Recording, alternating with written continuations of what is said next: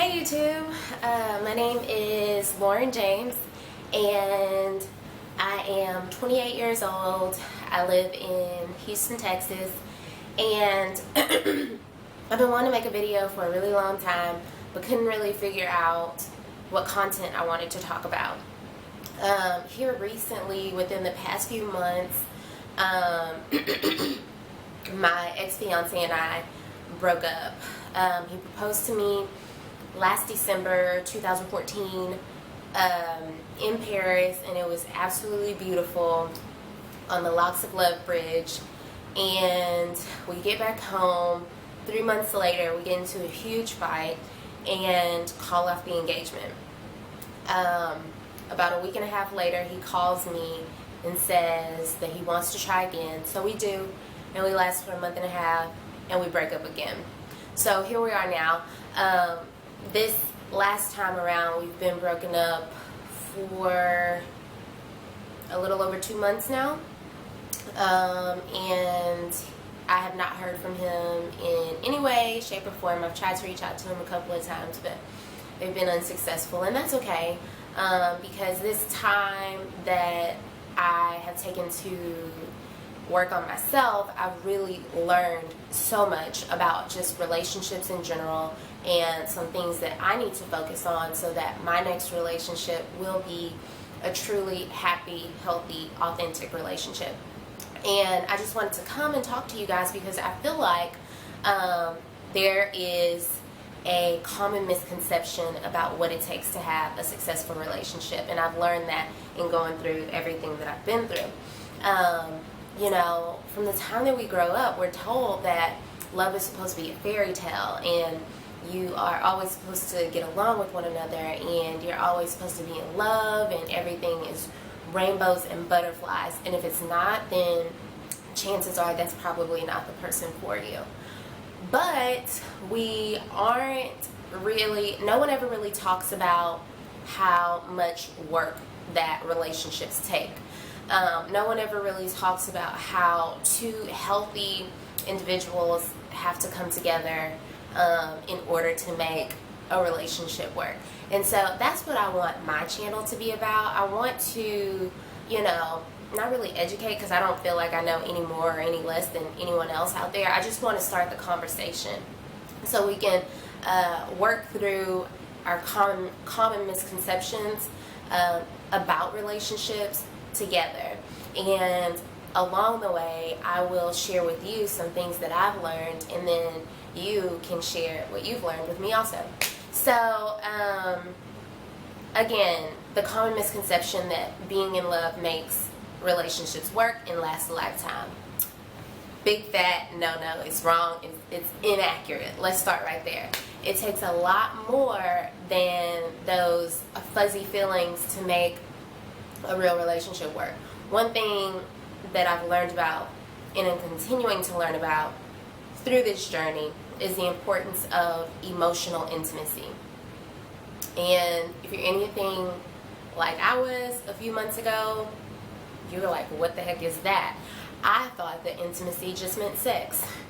Don't talk about me. That's just what I thought it was about. But no, emotional intimacy, that's what's going to sustain a relationship, even during the difficult times. One thing that my ex told me when we broke up was that, you know, Lauren, we're really good during the good times, but we suck during the bad times. And it's true, because a lot of conflict has to do with both, or making it to the other side of conflict. Both people have to be open with one another about what they need, how they feel, what they want. And if you can't do that, if you can't open yourself up in that way, you're going to reach an impasse at some point. And I think that's where my ex and I got caught up. So yeah, emotional intimacy.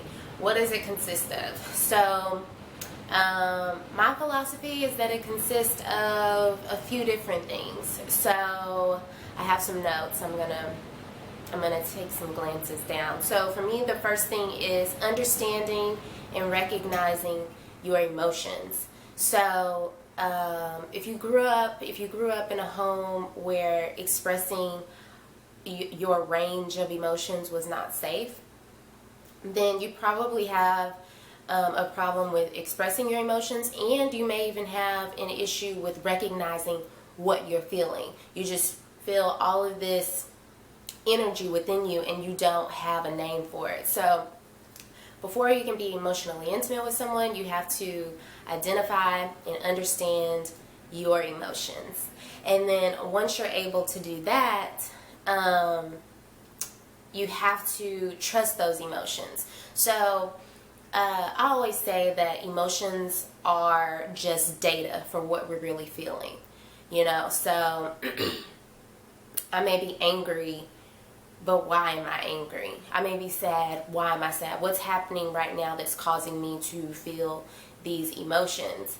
And so once you're able to understand, and that may tie into understanding your emotions, you have to be able to clearly communicate your boundaries with your partner and everyone else in your life for that matter.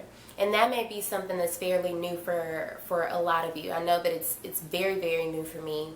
I've always felt very influenced by other people. But in order for you to have any healthy relationship, be it intimate, romantic, friendship, platonic, whatever it is, you have to be able to set boundaries. And your emotions will be great indicators to let you know what and where your boundaries lie. Let's see.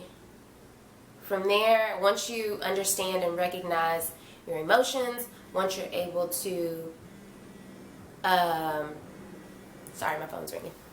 Who is this? Call him right back. Okay. So once you're able to understand and recognize your emotions and establish your boundaries, you need to be honest about those boundaries.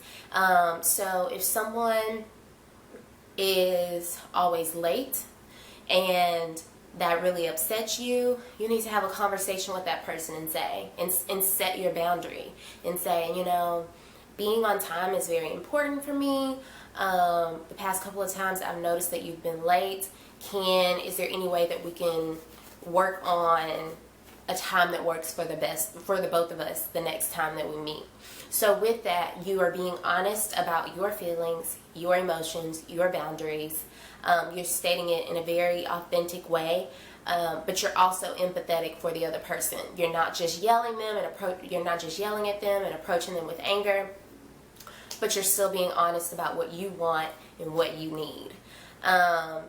And by you being honest with them, and then hopefully they're being honest with you, it's going to start to develop and build trust within the relationship, which is key when it comes to intimacy. So once you've started to establish all of those things, the levels of communication begin to go deeper and deeper and deeper. One thing that I know to be, because I know this, and I know this through experience, one thing that I know to be detrimental to relationships, and many people aren't even aware that it's detrimental to relationships, is our feeling of shame. And that impedes on our ability to communicate on a very real and authentic level.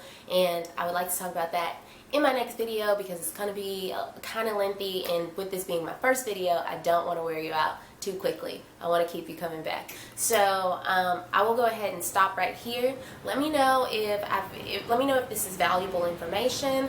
If there are any other topics that you would like for me to discuss, just leave your comments below and let me know what you think.